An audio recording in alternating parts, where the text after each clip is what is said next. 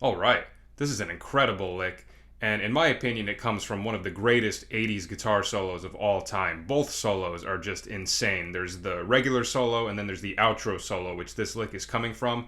And the reason why I called this one the Rosanna lick is because, both solos are just filled with so many good licks, but whenever I'm listening to this solo with friends, this particular lick always kind of seems to be the standout lick that everybody loves the most. So I figured I would just call it the Rosanna lick. But we are in the key of G minor, and it's all the way up here, mostly in the 17th position, and then it has some cool little chromaticism that shows you how to weave in and out of two different positions of the scale. So this is all out of like the Dorian mode with a little bit of the chromaticism that I was talking about. So we start up here on our 17th fret on the 3rd string, and we put our pointer finger on 17, then we go to middle finger on 18 on the 2nd string, and then pointer finger on 17 on the 1st string. So right off the bat, he's doing an F major arpeggio. So against G minor, intervallically, that's the 4, the flat 7, and the 9. So that gives you some cool color tones. And then our pinky is going to go up to the, what is that, the 20th fret. Yeah, those are high frets. Pinky on 20, and then pull back off to 17. Okay? So it's, once again, just right out of that F major arpeggio as well. So if you're in the key of like a minor key, in this case G minor, you can play a major arpeggio on the flatted 7th, and it gives you some good color tones. So after we do that, then we put our middle finger on B flat and then pull back off to A. Okay? And then the pinky is going to go to the 20th fret on the 2nd string, which is our G note, and then pointer finger goes back to the 17th fret again on the 1st string. Okay, all triplets.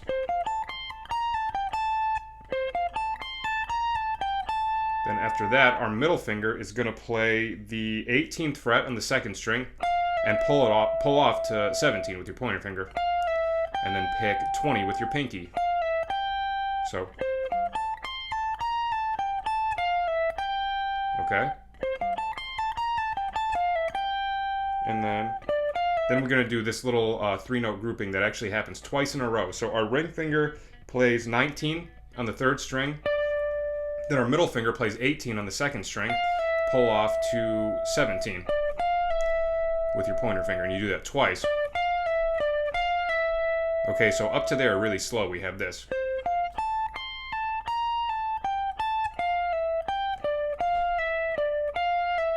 All right, straight out of G Dorian. Then we go back to that 19th fret on our 3rd string again, then go back to 17 on the 2nd string, and then back to 19 on the 3rd string again. So we have.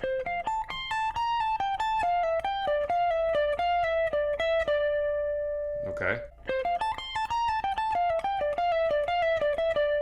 Okay, and now here's this is my favorite part of the solo right here. It goes.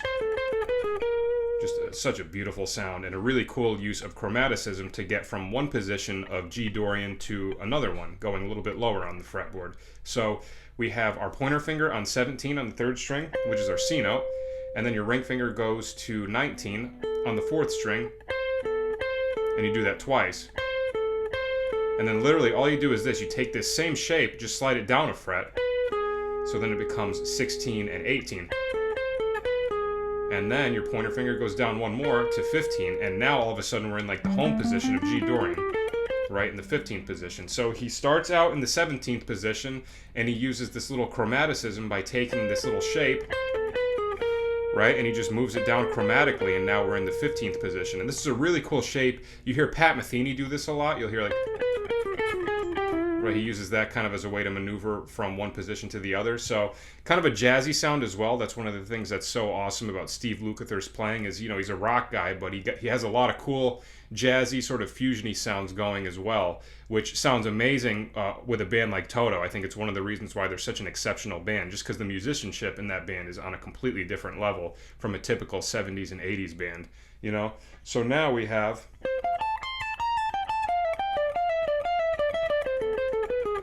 All right, and picking all of those notes, there's a few hammer-ons and pull-offs in the first half of it, but when we get to this chromatic thing, I'm picking all of it. So it's a little bit tricky, but nice and slow up to there we have.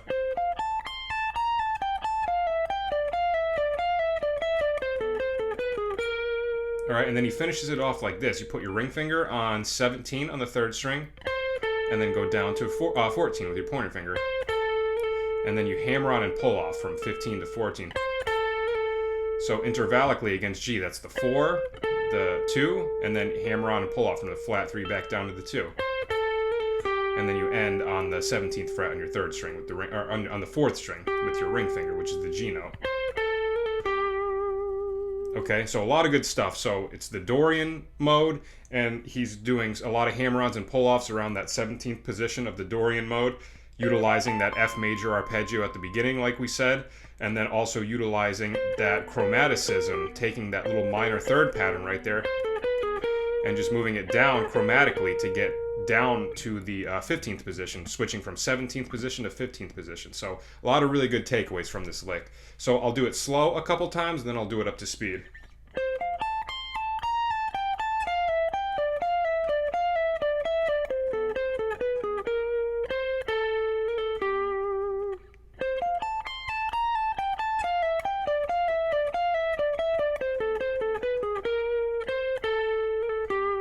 A little faster.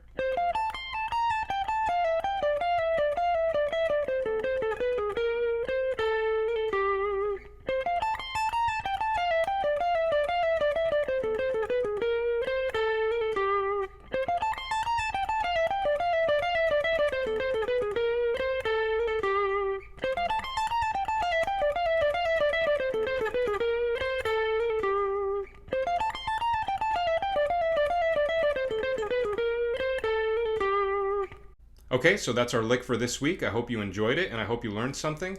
And if you are interested in supporting the channel or getting some additional perks not included on the channel, you can become a patron at patreon.com/MikeGaudetteMusic. I have a couple of different tiers that offer a couple of different perks. And that is about it. I will see you guys at the next video. Take care.